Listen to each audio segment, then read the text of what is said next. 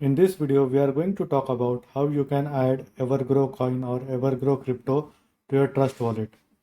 So first, we need to head to Trust wallet and click on receive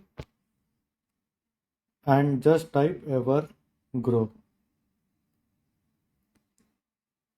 Simply click on this, and as you can see, the wallet address is generated for ECG.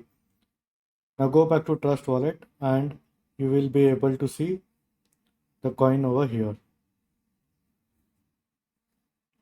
Okay. In case if you don't see this option, then what you have to do is just go to CoinMarketCap and scroll down at the bottom and search for this address, which is evergrow coin address. So this token is based on BEP20, that is Binance Smart Chain. So simply copy this address, go back to your Trust wallet,